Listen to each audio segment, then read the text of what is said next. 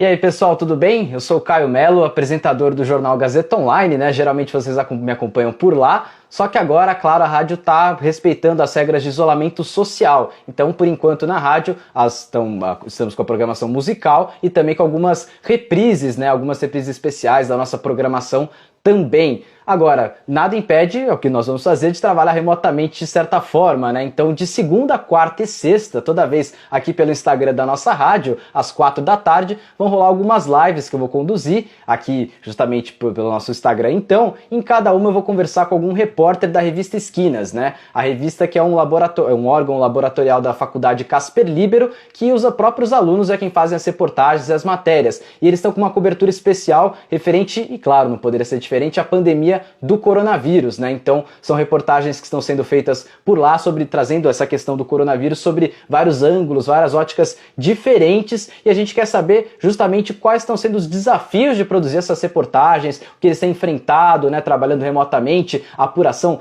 Será que está mais difícil? Então a gente vai tentar descobrir isso, então, toda segunda, quarta e sexta, cada vez com um repórter diferente, sobre uma reportagem diferente, eles que têm feito um trabalho excepcional também, né? No caso hoje eu vou conversar com o Rodrigo Ratier. Ele é professor do curso de jornalismo da Faculdade Casper Libero, ele é doutor em educação pela USP e ele trabalha já há mais de 20 anos tem experiência, né, de mais de 20 anos como jornalista, e ele é o supervisor da revista Esquinas. Então justamente com ele que nós vamos conversar hoje. Inclusive já deve estar por aqui nos escutando, né? Vou convidar ele aqui para participar da nossa live, a gente conversar então nosso papo. Sido feito, por que eles chegaram nesse ponto de trabalhar remotamente, né? Então a gente vai justamente conversar com eles, cada dia então com uma pessoa diferente. Hoje, no caso, Rodrigo Ratier, como havia pontuado. Rodrigo, tá me escutando bem? Boa tarde. Tô te ouvindo bem, Caio. Tem um barulho aqui de impressora, porque justamente agora a impressora resolveu começar a funcionar, né? Lei de Murphy, acabou. Ah, Boa tarde. não, mas tranquilo. Que tá com a gente aí, um prazer participar, prazer Esquinas poder fazer essa parceria com a Rádio Gazeta Online. A gente está bem feliz, Caio. Com certeza, nós da rádio também estamos muito felizes, né? E essa questão do barulho externo, fica tranquilo, Rodrigo, às vezes aqui também passa um carro na rua, enfim, carro de som, né? A gente vai ter essas questões, mas não tem problema nenhum, a gente vai seguir com o nosso papo normalmente. Inclusive, Rodrigo, como é que vocês chegaram nessa ideia? Como é que surgiu a ideia de trabalhar remotamente, continuar com a revista Esquinas, trabalhando de casa? Como é que vocês tomaram essa decisão? Bom, Caio, a revista Esquinas, ela, como o próprio nome diz, ela nasceu como uma revista, né, em 1995, ou seja, ela está completando 26 anos, então ela tem uma marca muito forte no impresso, né? E de uns anos para cá, a gente teve o desenvolvimento primeiro do site e depois dos perfis em redes sociais, né? Os perfis são do ano passado, tanto esse Instagram, por meio do qual a gente está falando, quanto o Facebook. E a gente tem tentado fazer essa passagem para o digital de diversas maneiras, né? Seja publicando o acervo da revista no próprio ambiente online, seja fazendo coberturas de eventos diversos, né? A questão da cobertura da pandemia surgiu basicamente porque a gente sentiu uma necessidade de se fazer útil nesse determinado momento, Caio. Então, assim, eu acredito firmemente que o jornalismo tem uma função social importante, sobretudo em momentos complicados como esse aqui, e que o jornal Laboratório, né, uma revista Laboratório no caso, teria algo diferente a dizer, né? Fizemos um convite para os alunos, né? Eu soltei em todas as listas de WhatsApp que eu tinha aqui. Eu sou professor de segundo ano do curso de jornalismo da Casper, então eu tinha algumas listas desde o pessoal que está no quarto ano até o pessoal que está no segundo. No primeiro a gente tinha uma lista de repórteres de Esquinas mesmo, né? Comandada pelos monitores da Esquinas. E fomos chamando, tivemos uma boa adesão e hoje a gente já conta com um grupo numeroso que está trabalhando já há 13 dias, né? Então, a gente entrou em confinamento, tivemos aí uma semana, mais ou menos, de preparação para a cobertura e desde o dia 23, a gente começou com matérias diárias, né? Então, o desafio principal é esse, uma matéria a cada dia. Com certeza, né? Isso de manter de pé uma matéria a cada dia traz diversas questões, inclusive na pauta, né? Um dos assuntos para se tratar. Coronavírus, evidentemente, em todos os lugares, na grande mídia, está sendo comentado e não poderia ser diferente, né? Acho que não tem como. Agora, como é que vocês chegam nesse ponto de fazer uma matéria por dia, né? Divulgar uma matéria, uma reportagem por dia e não cair na mesmice, vamos dizer assim? Como é que vocês fogem do mainstream também, da grande mídia, nessas questões, Rodrigo? A gente tenta, né, Caio? Às vezes a gente acaba, obviamente, tendo uma abordagem que é parecida com a grande mídia, enfim, eu acho que isso também faz parte da aprendizagem de uma cobertura diária, né? Que não é, nesse momento, o nosso DNA, é como a gente tenta trazer uma ideia de revista laboratório mesmo. Mas a gente tem algumas premissas, né? Eu diria que a primeira premissa é a seguinte, é uma tentativa de humanização dos temas. Então, a gente tem investido muito fortemente em personagens, né? Então, uma questão que pode ser abordada do ponto de vista da estatística, da saúde pública, de uma macrociência pela grande mídia, a gente tenta pegar um personagem, dois, três personagens que exemplifiquem, que encarnem aquela questão. Então, esse eu acho que pode ser um diferencial. E um outro diferencial é tentar buscar os temas que estão fora do radar da grande mídia realmente, né? Então a gente publicou uma matéria sobre intercambistas, né? Como que essa dura decisão, né, de ficar no país ou de retornar para o Brasil, ambas as Com escolhas, né? A certeza. gente fala em dilema porque ambas as escolhas têm um custo, né? Esse é um tema que a Sim. gente viu pouco abordado na grande mídia. A gente deu destaque ao lançamento de um programa da Fiocruz, essa foi uma notícia que a gente deu com exclusividade, né?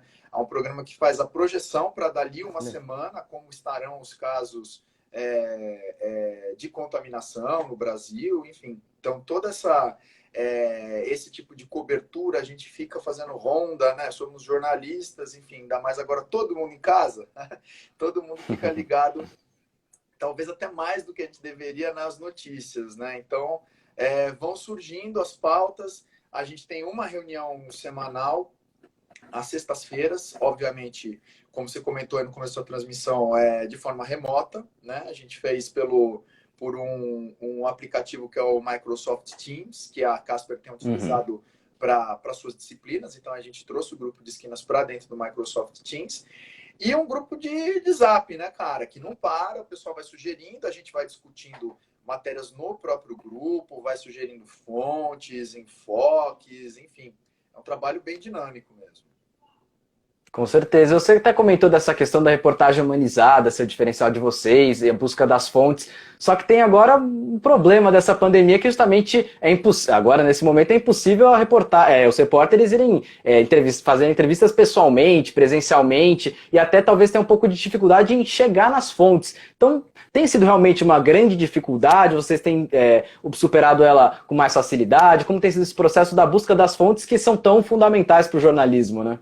Caio, com certeza é uma dificuldade, né? Eu acho que a humanização ela ganha muito. A gente pode até fazer uma comparação com as aulas, né? Eu acredito que, por exemplo, nesse momento a gente está tendo aulas que são aulas mediadas pela tecnologia e a gente consegue ter alguma efetividade, mas nada vai substituir o olho no olho, essa construção coletiva que é a troca de opiniões, enfim. Então, acho que, num Uhum. certo sentido, o que vale para a aula e que vale para uma série de outras atividades vale também para a reportagem. A humanização, ela se faz, sobretudo, pessoalmente, porque a gente consegue estabelecer uma outra conexão com o entrevistado, né? Existe no jornalismo que se chama literário ou no jornalismo de grande reportagem uma concepção da entrevista como diálogo, que é o quê? Quando o entrevistado e o entrevistador caminham juntos e meio que se ajudam a extrair uma coisa que talvez o entrevistado nem soubesse o que é. Isso fica prejudicado, né? Essa questão ela fica prejudicada, sem dúvida nenhuma. O que não quer dizer que a gente não possa ter boas matérias e ainda assim com perguntas que tragam essa tentativa de humanização realmente, né? De entender o impacto da epidemia em diversos campos da vida, né? Desde entrevistando alguém que teve efetivamente a Covid, até um comerciante que está com o seu negócio fechado, um idoso, né, que faz parte do grupo de Sim, risco sim. e precisa efetivamente estar em isolamento, eu acho que ainda assim é possível ter um grau de humanização. Existe também, eu acho, uma outra dificuldade que é assim, algumas pautas que a gente gostaria muito de abordar e que o relato testemunhal seria importante e a gente não consegue. Então, por exemplo, a gente sabe do drama do coronavírus nas regiões mais vulneráveis do Brasil, né? Favelas, bairros de periferia sem infraestrutura adequada, etc. e tal. Sim, palafitas, né? Exatamente. Então a gente pode ouvir por meio de entrevista as pessoas e dar voz a elas, isso é importante, mas o testemunho também é uma coisa que a gente gostaria. E evidentemente que nós estamos fazendo essa opção de não arriscar ninguém da equipe de manter a quarentena. A gente acha que também esse é um ato cidadão, então estamos tentando driblar e encontrar outras maneiras para essa humanização, Caio.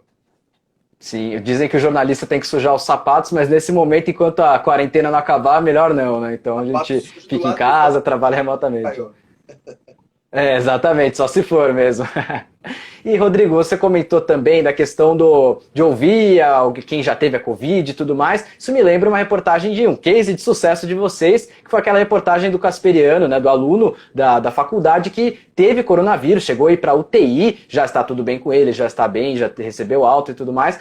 Mas foi uma reportagem que teve bastante audiência, teve bastante replicação nas mídias sociais, né? Então eu queria até que você contasse um pouco os bastidores dessa reportagem especificamente agora. Legal, Caio. Essa reportagem, quem trouxe para a gente foi a Fernanda Almeida, que é monitora da nossa revista Laboratório, ela é aluna do segundo ano e nossa monitora. Ela falou sobre a pauta, a gente comentou um pouco sobre a pauta, depois ela escreveu a reportagem. O aluno foi super generoso, então ele topou em ter a história contada por nós, a gente agradece muito a ele, um aluno de rádio, TV e internet, que passou por essa barra, né, Caio? E a gente achou importante realmente noticiar, porque embora a gente tenha essa questão na estatística do grupo de risco e de quem mais fica doente ter 60, 65 anos para cima, a questão das comorbidades, etc. e tal, tudo isso é uma realidade, não significa que seja uma gripezinha, que a doença seja uma doença inócua para outros grupos, né? Então, veja, um indivíduo saudável, 20 anos, tá certo? Sem histórico de comorbidade nem nada, passou por uma barra, teve que ser hospitalizado, foi para UTI, chegou à UTI e demorou aí 12, 13 dias para eliminar os sintomas da doença mesmo, né? Essa reportagem, ela atraiu bastante atenção, primeiro da comunidade casperiana, né? Esquinas ainda tem um alcance pequeno, se a gente for pensar, né? A gente tem a ambição de, dominar o mundo, né? Vamos dizer assim. Claro. Estamos no começo desse projeto. E a gente teve um compartilhamento muito grande, na casa dos 200 compartilhamentos, que para a gente é muito bom, né? Foi a reportagem de maior audiência do ano para a gente no nosso site, que também é outro dado excelente. E chamamos a atenção também da comunidade fora da Casper. A gente foi replicado pelo Diário do Centro do Mundo e pela Rede Brasil Atual. Eles pegaram a reportagem com a nossa autorização e republicaram nos respectivos sites, né? Então a gente vê que do ponto de vista jornalístico, essa prestação de serviço é bastante gratificante, né? A gente pensa, muita gente veio procurar, a Fernanda veio me procurar dizendo, olha, essa reportagem foi importante, porque eu vi que é uma pessoa próxima e agora eu entendo que se trata de uma condição séria, que essa epidemia ela é barra pesada mesmo, que a gente precisa tomar cuidado. Então, a gente fica gratificado realmente ao ver esse impacto social da produção, Caio. Com certeza, né? Muitas vezes a gente fulaniza, né, essa questão do coronavírus, porque não as pessoas que têm, as pessoas que morrem não são pessoas próximas, né? E quando acontece de um casperiano, alguém que tá lá com a gente como a gente, 20 anos de idade também, enfim, aquela coisa toda, quando ele pega o coronavírus e vai pra UTI, enfim, tem toda uma história que acaba nos comovendo e nos alertando, né? Serve de alerta pra gente justamente, como você pontuou, ver que é uma questão séria, que a gente precisa respeitar as normas de saúde, enfim, né? Então, acho que inclusive a reportagem humanizada ajuda a quebrar essa fulanização, vamos colocar assim, né, Rodrigo? Eu acredito que sim, cara. A gente muitas vezes erroneamente seguia só pela estatística, né? E tem também uma questão que, assim, não aconteceu comigo, não aconteceu com ninguém próximo, então não existe. Esse é um raciocínio totalmente equivocado, né? Eu acho que faz parte da empatia também, de entender que é uma doença que pode atingir pessoas que podem não ser nossos parentes ou a gente mesmo, mas são semelhantes a gente, são outras famílias, são outras pessoas que estão sofrendo, né? E aí, de um lado, a gente conta essas histórias e do outro, a gente também, quando possível, fala do reforço das medidas que precisam ser realizadas, né? Isso com um pouco menos, para ser sincero para você, com um pouco menos de espaço, porque eu acredito que a grande mídia está fazendo um bom trabalho em relação a isso, sabe? Eu acho que essas medidas elas estão sendo bem divulgadas, não são medidas estanques, né, Caio? Então a gente vê que tem várias coisas que estão sendo reatualizadas conforme a pandemia vai avançando.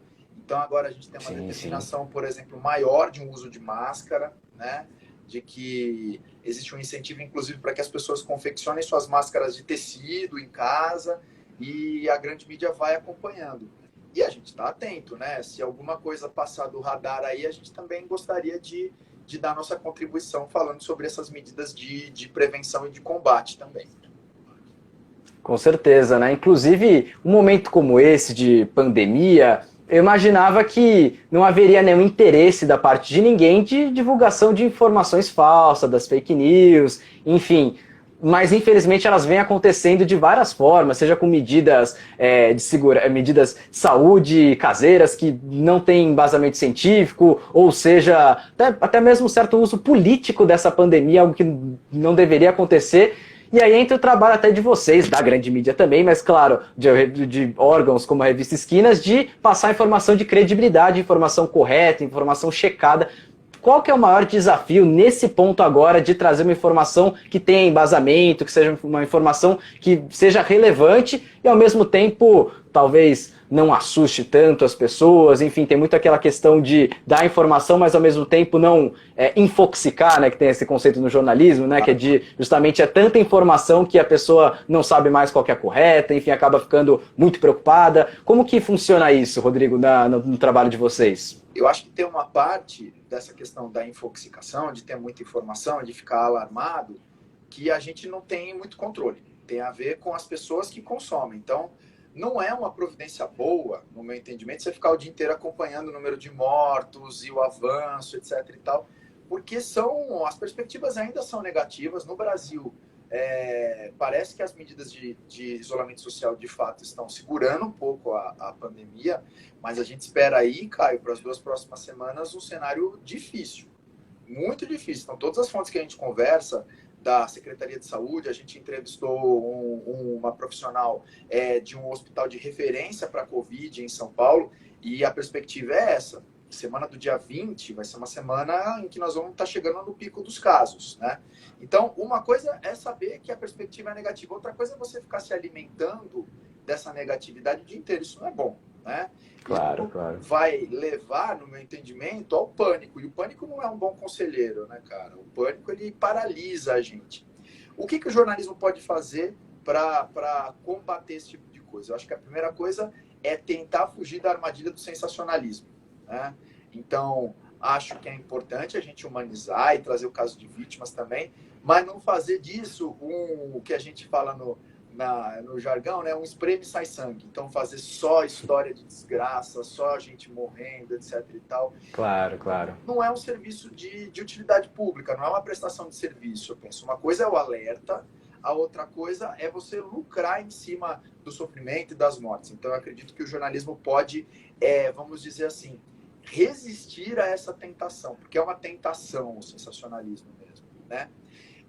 Com certeza. Num segundo momento, fazendo a lição de casa, cara, que é assim, o que é o jornalismo? O jornalismo é uma tarefa que se dispõe a ser um relato da realidade.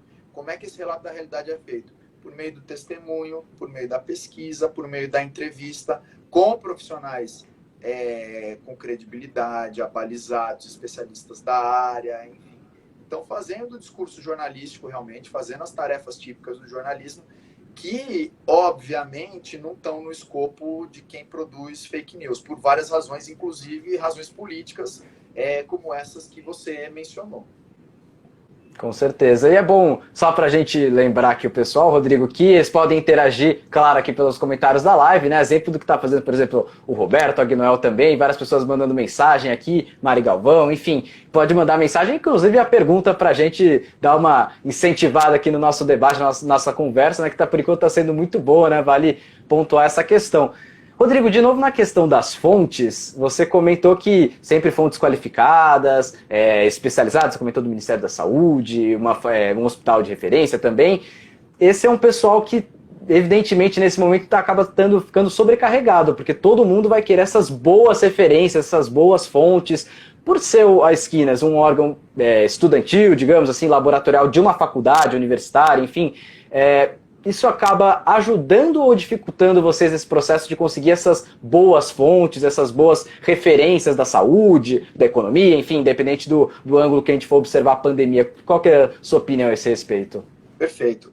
Em geral é um problema, né, Caio? Então, assim, a gente sempre pede para que os alunos se apresentem como repórteres, porque eu efetivamente acho que são repórteres, certo? Quem que é o repórter? Obviamente que existe uma formação em jornalismo, que é a formação que qualifica, e no meu entendimento ela é indispensável, mas a partir do momento em que você está utilizando os procedimentos profissionais de jornalismo, você está fazendo reportagem, né? Então, que se apresentem como repórteres, mas sempre tem uma barreira que, assim, mesmo que eu não esteja falando de um veículo laboratorial, eu estou falando de um veículo de menor alcance, as portas não vão se abrir automaticamente, né? Isso é uma coisa que a gente vivencia não apenas agora durante a pandemia, mas eu diria que durante a atuação como um todo em Esquinas, né? Agora, o que eu tenho percebido, e isso me deixa contente, é assim, essa abnegação dos profissionais da saúde, sabe? Então, me parece que tem um entendimento de que a situação é grave e de que a contribuição que eles puderem dar será valiosa nesse momento. Então, a gente conseguiu entrevistar gente ligada à faculdade de enfermagem do Albert Einstein, gente da Fiocruz, né, que é um órgão de referência em termos de moléstias infecciosas e epidemias, né? A gente, até o momento, tem sido bem recebido por esses veículos, né? Eu acho que todo mundo está dando, vamos dizer assim, um tostão a mais, né, do seu trabalho, uma gota de suor extra, assim, e a gente tem se sentido contemplado realmente com a atenção que a gente tem recebido desses especialistas, que mais do que nunca, como você mencionou, são essenciais, né, cara? Se tem alguém que vai ajudar a tirar a gente do buraco, são as pessoas que estudam esse negócio, são as pessoas que fazem disso uma profissão de vida, que tem uma trajetória de pesquisa, que muitas vezes também estão tentando entender por quê. Porque uma condição e um vírus que não está inteiramente esclarecido, certo? Então, exato, não tem vacina, tratamento é muito escasso. Então, só algumas coisas para a gente pontuar, por exemplo. Qual que é a importância da temperatura na disseminação? Não está inteiramente claro. Qual que é a taxa de letalidade? Não está inteiramente claro, certo? Qual Varia, é a curva de subida e de descida de um primeiro ciclo? Não está inteiramente claro. Vai haver um ciclo de rebote? A maioria das pessoas acredita que sim. Mas como? Qual que é o tamanho da quarentena? Ou seja, tantas questões em aberto, né, Caio, que assim, a gente precisa cada vez mais recorrer às pessoas que estão, cara, queimando o neurônio nesse momento para entender como que a gente dá boas sugestões de políticas públicas, né? Porque nós estamos vendo o mundo inteiro parar. E, no meu entendimento, por boas razões, por razões humanitárias, em defesa da vida, né? Com certeza. E esse pessoal que você comentou, os profissionais da saúde e tantos outros também, né? Não só os profissionais da saúde, aquelas funções essenciais que não podem parar.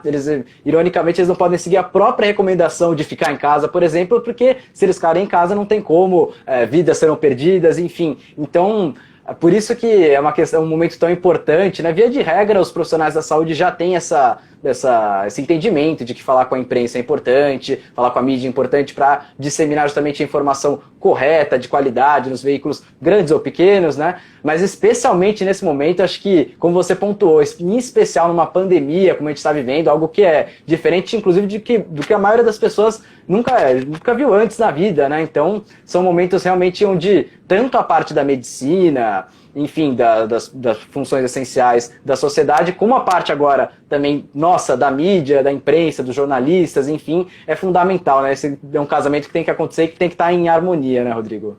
Com certeza. Eu acho que a gente, inclusive esse momento aqui, né, caiu de forças, e aí eu parabenizo e agradeço a Rádio Gazeta, na sua pessoa, na pessoa do Robertinho, do Léo Levati, com essa tentativa de também, né, todo mundo se adaptando, a rádio também se adaptando a essa questão do trabalho à distância, né, dessa busca por uma reinvenção, isso também de relevância social. Não é à toa que o jornalismo, que é a transmissão de informações, na maioria dos decais, foi preservado como atividade essencial, que não pode parar. E, de fato, a informação de qualidade, nesse momento, não pode parar. Exatamente, Rodrigo. E da nossa parte, isso é totalmente recíproco, né? Que a gente tem que aplaudir de pé o trabalho que vocês vêm trazendo, vêm realizando, mesmo que remotamente. Como a gente comentou, todo dia, pessoal, é realmente uma coisa admirável. Todo dia uma reportagem diferente, uma matéria diferente sobre o coronavírus, só que com ângulos diferentes. Já falaram da economia, já falaram de casos especiais, já falaram da questão da saúde. Então, uma questão que não só a gente agradece a sua participação nessa live de hoje, Rodrigo, e não só agradece a sua participação, como parabeniza você e o restante do pessoal da revista Esquinas que está participando e fazendo, os voluntários da Casper Libero também estão colocando a mão na massa nesse momento, né? Então, aqui é um trabalho em conjunto. Eu fico muito contente de estar tendo essa oportunidade de unir justamente a Rádio Gazeta Online e também a Revista Esquinas, dois órgãos muito importantes da faculdade, né? Ah, com certeza, você conte com a gente aí, a rádio pode sempre foi um parceiro importante, agora ainda mais. E acho que você falou uma verdade que é o que eu gostaria de deixar como mensagem final realmente, né? É o trabalho em equipe, o meu agradecimento gigante para vocês e para essa equipe que tá de voluntário mesmo. É um grupo muito vivo, o pessoal está afim de fazer as coisas. Hoje nós somos 28 já, começamos eu e os 4 monitores de esquinas e rapidamente, olha só, né? Então a gente não tem nem 10 dias de cobertura, temos 12 matérias publicadas. Teve dia que a gente publicou mais de uma, viu, Caio? Então, assim, o pessoal está com apetite mesmo. Tem se juntado, tem percebido a importância da gente passar informação de qualidade nesse momento. E para quem ensina jornalismo, para quem é jornalista, isso é muito gratificante. Então, apesar da dureza do momento, é um momento também de reconhecimento da importância, eu acho, dessa maneira. Exatamente, por um lado, por uma ótica preocupação do momento e, claro, por outro, tantas ações positivas que vêm sendo feitas também em diversos assuntos, né?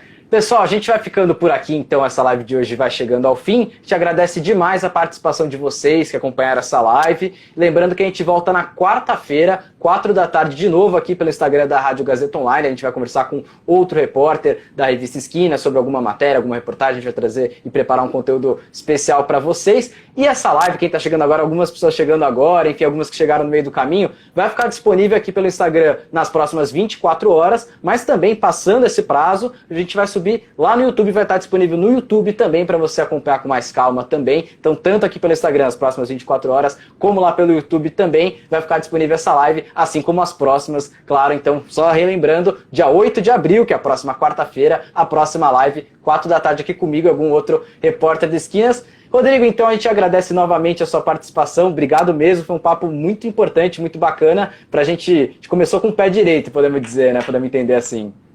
Legal, Caio, eu que agradeço, parabéns pelo trabalho, um abraço para você, para o Robertinho, para o Léo, para a Elô, para toda a equipe da Rádio Gazeta, um trabalho admirável que vocês fazem e estamos juntos para unir esforços, porque a união nesse momento realmente pode fazer diferença. Com certeza, Rodrigo. Então, é isso daí, pessoal. A gente vai ficando por aqui. Tchau, tchau.